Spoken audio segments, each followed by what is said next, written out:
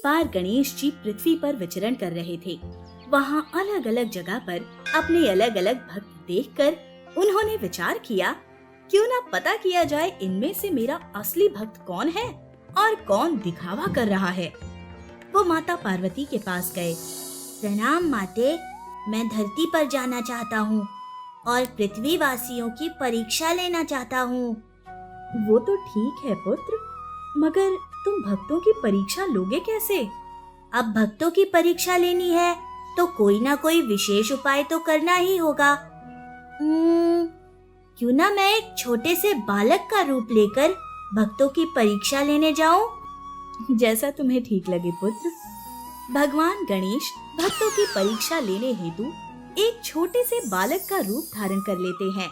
बालक का रूप रखने के बाद उन्होंने परीक्षा लेने के लिए एक हाथ में एक चम्मच में दूध लिया और एक हाथ में एक चिमटी चावल और गली गली आवाज लगाने लगे। मुझे भूख लगी है, मेरे पास खीर बनाने के लिए सामग्री है, मुझे कोई खीर बनाकर दे दो। मगर सभी लोग उनके दूध और चावल को देखकर हंसी उड़ाने लगे। अरे इतने सारे दूध और चावल के लिए हमारे पास बड़ा बर्तन नहीं है, खीर नहीं बना पाएंगे। हमें क्या फुर्सत में समझा है जो मजाक करने चले आए? हाँ? अरे बहन, मुझे तो कोई नासमझ बालक लगता है जो इतने से सामग्री की खीर बनवाना चाहता है। हाँ, तुम सही कह रही हो। बालक, तुम अपने घर जाओ। महिलाओं के कहने के बावजूद गणेश जी ने हट नहीं छोड़ी और एक गली से दूसरी गली, एक शहर से दूसरे शहर भटकते रहे, मगर कोई उनकी खीर बनाने को तैयार ही नहीं था। सुबह से शाम हो चुकी थी। चलते चलते गणेश जी के पैर भी दर्द करने लगे। एक जगह बैठकर खुद से ही बोले, लगता है मेरे दूध और चावल की कोई भी खीर नहीं बनाएगा। तभी एक बुजुर्ग महिला की निगाह बालक गणेश पर पड़ी। उसका हृदय पसीज गया और उसने सोचा, ये बालक भूखा प्यासा खीर बनाने के लिए घूम रहा है, क्यों ना इससे सामग्री लेकर अपने घर की सामग्री मिलाकर खीर बनाकर खिला दूं। और उन्होंने गणेश जी से कहा, लाओ बालक, ये दूध और चावल मुझे दे दो, मैं तुम्हारे लिए खीर बना देती हूँ। माता, ऐसे नहीं, आप ये सामग्री लेने के लिए अपने घर से कोई बर्तन लेकर आ जाइए। बुजुर्ग महिला अपने घर के अंदर गई और एक कटोरी लेकर बाहर आई। लाओ बेटा, तुम्हारे दूध और चावल इसमें डाल दो। आप तो बहुत छोटा सा बर्तन लेकर आई। खीर बनाने के लिए 2 बड़े बर्तनों की आवश्यकता होती है। अपने घर का सबसे बड़ा बर्तन लेकर आइए। बेटा, तुम थोड़ा सा तो दूध और चावल लेकर आए हो, इतनी सी सामग्री के लिए बड़े बर्तन की क्या आवश्यकता? नहीं, आप तो बड़ा ही बर्तन लेकर आइए। ये बच्चे भी बड़े हठी होते हैं, एक बार जिस काम की सोच लेते हैं वो करके ही रहते हैं। अब बच्चा कह रहा है तो बड़ा बर्तन ले ही आती हूँ। बाल गणेश के कहने पर बुजुर्ग महिला अपने घर का सबसे बड़ा तपेला लेकर आ गई। गणेश जी अपने हाथ से चावल और दूध जैसे ही बर्तन में डालने लगे, वो बर्तन पूरी तरह भर गया, मगर हाथ के दूध और चावल खत्म नहीं हुए। बुजुर्ग महिला अपने घर के सारे बर्तन लेकर आ गई। सारे बर्तन दूध और चावल से भर गए। ये सब देखकर बुजुर्ग महिला को बड़ा आश्चर्य हुआ, मगर गणेश जी मंद मंद मुस्कुरा रहे थे। माई, जब तक आप खीर बनाओ, मैं स्नान करके आता हूँ। बेटा, इतने सारे दूध और चावल की खीर तो बहुत सारी बन जाएगी। इतनी सारी खीर का हम लोग क्या करेंगे? हाँ, वो तो है, खीर तो बहुत सारी बन जाएगी। आप ऐसा कीजिए, सारे गांव को अपने घर पर भोजन के लिए आमंत्रित कीजिए। भोजन में सभी खीर का प्रसाद ग्रहण कर लेंगे। ठीक है बेटा, जैसा तुम्हें उचित लगे। तुम स्नान करके आओ, तब तक मैं खीर बना लेती हूँ और सारे गांव को निमंत्रण भी दे देती हूँ। बुजुर्ग महिला ने बड़े ही चाव से सारे लोगों के लिए खीर बनाई। बहुत सारी खीर बनकर तैयार हो गई। खीर बनाने के बाद वो गांव में सभी लोगों को भोजन करने के लिए निमंत्रण देने गई। आज मेरे घर खीर प्रसादी बनी है, सभी लोग मेरे घर ही भोजन करना, ठीक है? बुजुर्ग महिला की बात सुनकर सभी लोग आपस में बातें करने लगे। अरे अम्मा, तुम सारे गांव को खीर खिलाने के लिए निमंत्रण दे रही हो, मगर तुम अकेली इतने लोगों की खीर कैसे बनाओगी? सुबह एक बालक चम्मच में दूध और चावल लेकर घूम रहा था खीर बनाने के लिए, और अभी ये अम्मा जी आई है घर पर खीर का निमंत्रण देने के लिए। आज सुबह से ही ये खीर का चक्कर आखिर है क्या? अम्मा, आपके घर में ही खाना खाने को नहीं है और आप सब लोगों को खीर खाने के लिए निमंत्रण देने आई हो। आप फिक्र मत कीजिए अम्मा, हम लोग आपके घर पहुंच जाएंगे। लोगों को निमंत्रण देकर बुजुर्ग महिला वहां से अपने घर चली गई। अरे, तुमने हाँ क्यों कर दी खीर खाने के लिए जाने के लिए? वहां जाकर कुछ भी नहीं मिलने वाला। वो तो मुझे भी पता है, मगर एक बार चलकर देखने में कोई हर्ज है क्या? उनका मान भी रह जाएगा और हमें पता तो चले उन्होंने खीर बनाई है या नहीं। सभी गांव के लोग धीरे धीरे बुजुर्ग महिला के घर के पास एकत्रित होने लगे। खीर की खुशबू पूरे वातावरण में फैली हुई थी।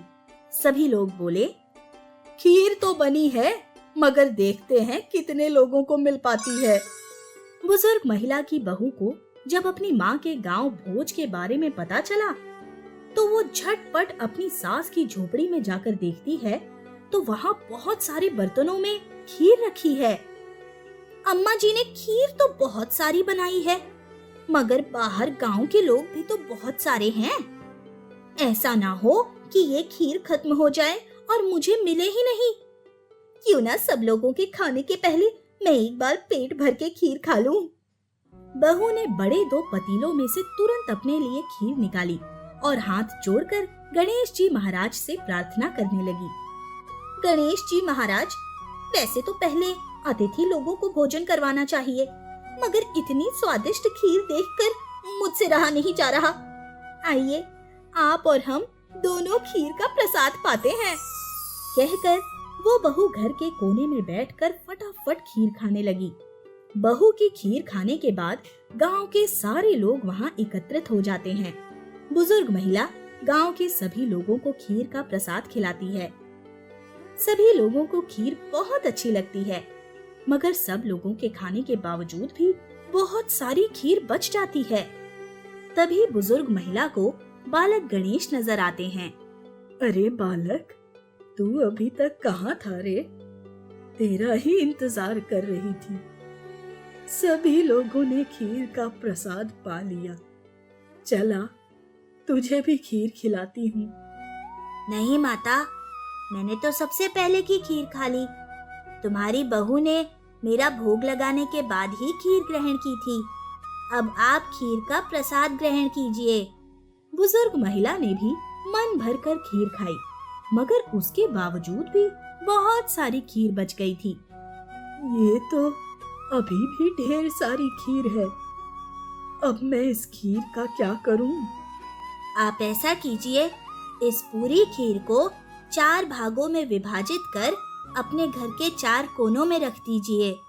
कहकर बाल गणेश वहाँ से अंतर ध्यान हो गए और उसी रात उस बुजुर्ग महिला को नींद में आकर गणेश जी ने दर्शन दिए। माता, आपने मेरे कहने पर जो खीर बनाई है, इसका प्रतिफल आपको जरूर मिलेगा। अगली सुबह जब बुजुर्ग महिला की नींद खुली तो वो हैरान रह गई। खीर के भरे हुए तपेले में खीर की जगह हीरे मोती भरे हुए थे। गणेश जी महाराज, आपका बहुत बहुत धन्यवाद। लगता है बच्चे के रूप में आप ही मुझे दर्शन देने आए थे। आपकी कृपा हम भक्तों पर सदैव यूं ही बनाए रखिएगा। जय श्री गणेश। एक बार की बात है, माता पार्वती और शिव जी गणेश जी के साथ अपने निवास कैलाश पर्वत पर विराजित होकर धर्म की चर्चा कर रहे थे। तभी गणेश जी के वाहन मूषक राज ने आकर गणेश जी को कुबेर के आगमन की सूचना दी। हर हर महादेव, जय माता दी।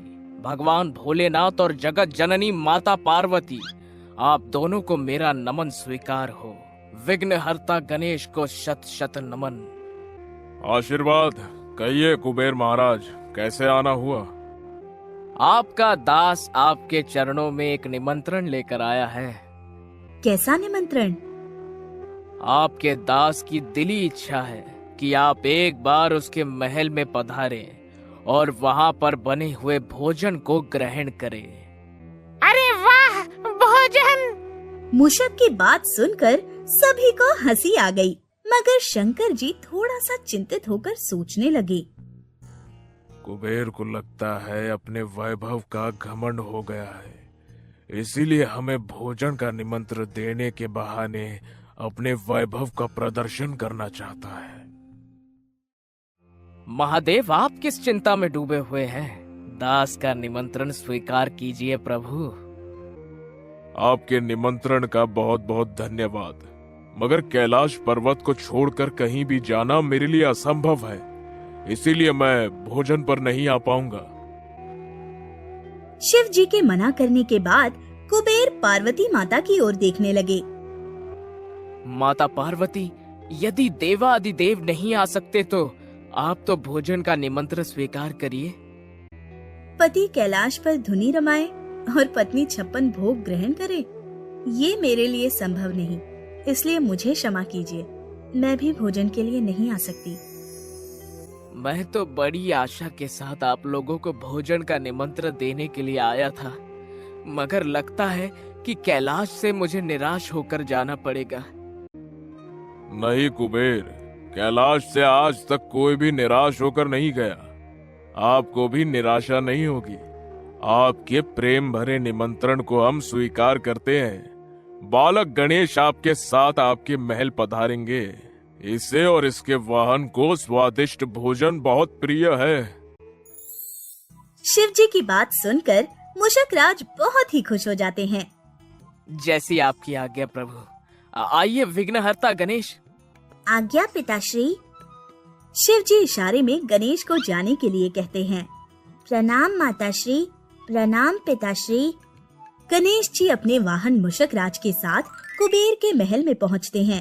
कुबेर का महल बहुत ही भव्य और खूबसूरत था। महल के चारों ओर हरियाली और झरना था। मूषक राज महल की खूबसूरती देखकर आश्चर्यचकित रह जाते हैं। कुबेर आश्चर्य में डूबे मूषक राज को देखकर व्यंग्यात्मक हंसी हंसते हैं। आइए गौरी पुत्र गणेश, मेरे छोटे से भवन में आपका स्वागत है। भवन बाहर से जितना सुंदर, अंदर से भी उतना ही भव्य और सुसज्जित था। आइए गणेश, आपको मेरे भवन का विचरण कराता हूँ। कुबेर गणेश जी को अपने पूरे महल का विचरण कराने के बाद भोजन कक्ष में ले जाते हैं। भोजन कक्ष भी पूरे महल की तरह ही भव्य था। बड़ी सी टेबल पर ढेर सारे खाने के पकवान सजे हुए थे। वहाँ पर बहुत सारे सेवक कुबेर और गणेश जी की सेवा के लिए खड़े थे। जैसे ही गणेश जी ने भोजन ग्रहण करने के लिए आसन लिया, सेवकों ने उनके समक्ष भोजन की बड़ी सी थाल सुसज्जित करके रख दी।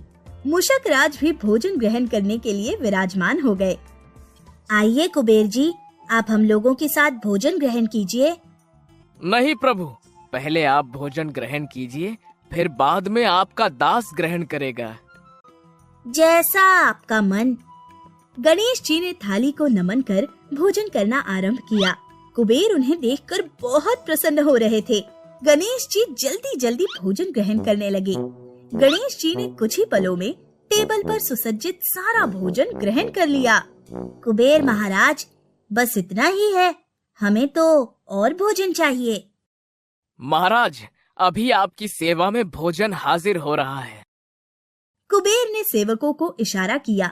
सेवक दोबारा से ढेर सारे पकवान लेकर हाजिर हो गए।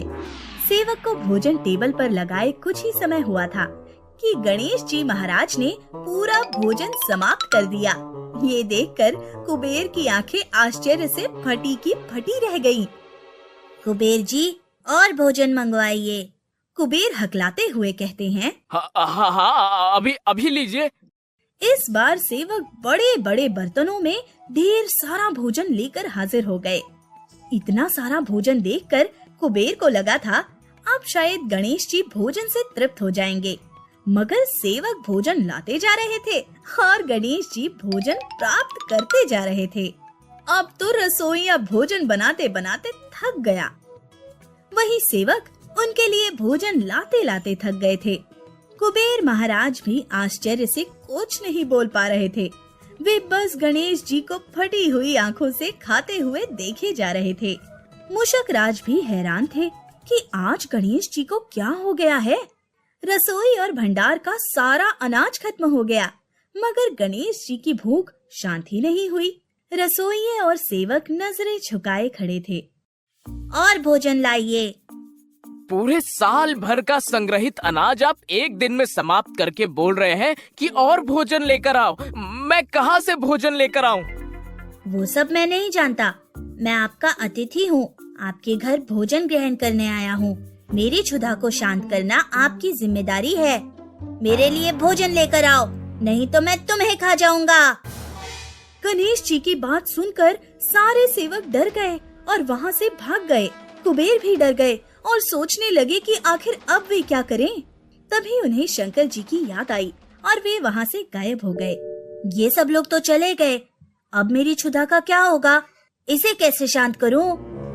कुबेर जी कैलाश पर्वत पर माता पार्वती और शिव जी के सामने हाथ जोड़कर खड़े थे।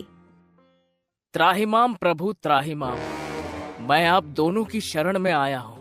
आप लोग शरणागत वत्सल हैं, मेरी रक्षा करिए। क्या बात है कुबेर, इस तरह घबराए हुए क्यों हो?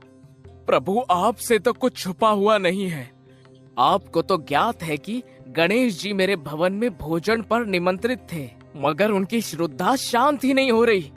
मेरे महल का पूरा भोजन समाप्त हो गया है। अब वह मुझे खाने की धमकी दे रहे हैं। गणेश जी से मेरी रक्षा कीजिए, मैं उन्हें और भोजन नहीं करवा सकता। कुबेर, आप तो धन और ऐश्वर्य के मालिक हैं। आपके पास किसी चीज की क्या कमी? एक छोटे से बालक को भर पेट भोजन भी नहीं करवा पा रहे आप। मैं समझ गया प्रभु, ये सब आपकी माया है। मुझे मेरे वैभव का जो अभिमान हुआ था, उसी से मुझे मुक्त करने के लिए आपने इस योजना का निर्माण किया। मगर अतिथि मेरे घर से भूखा जाएगा तो ये मेरे पुण्य कामों को क्षीण कर देगा। कोई उपाय बताइए देवादिदेव। चलिए, आपको अपनी गलती का एहसास तो हुआ। जिस व्यक्ति के पास धन धान्य होता है, उसे हमेशा फलों से लदे हुए पेड़ों की तरह विनम्र होना चाहिए, ताकि जरूरत पड़ने पर किसी की मदद कर सके। उधर कुबेर कैलाश पर अपनी समस्या का समाधान ढूंढने गए थे, वहीं गणेश जी उनके महल की सारी चीजों को अपने उदरस्त कर रहे थे। उन्होंने महल के सारे सामानों को खा लिया था। महल में कुछ भी शेष नहीं रह गया। मूषक राज, और भूख लगी है, कुछ लेकर आओ। प्रभु, कुछ भी शेष नहीं है, क्या लेकर जाऊं? तभी कुबेर अपने हाथों में कुछ मोदक लेकर हाजिर हो गए। ये लो, कुबेर महाराज आ गए। अब इन्हीं को खाकर अपना पेट भर लेता हूँ। महाराज, मुझे भोजन के रूप में ग्रहण करने के पहले ये कुछ मोदक हैं, इन्हें ग्रहण कर लीजिए। इतने जरा से मोदक, इनसे मेरा क्या होगा? महाराज, शायद आपकी श्रद्धा शांत हो जाए। लाइए, दीजिए। मोदक खाने के बाद गणेश जी को तृप्ति का अनुभव हुआ। कुबेर महाराज, आपके मोदक तो बहुत ही स्वादिष्ट थे। मेरी क्षुधा पूरी तरह से शांत हो गई। महाराज, क्षमा कीजिए, आपको भोजन की तृप्ति के लिए इंतजार करना पड़ा। मेरा सौभाग्य है कि आप मेरे अतिशय से तृप्त हो गए। हाँ, मुझे आपका आतिथ्य बहुत पसंद आया। अगली बार दोबारा आप मुझे भोजन के लिए कब बुला रहे हैं?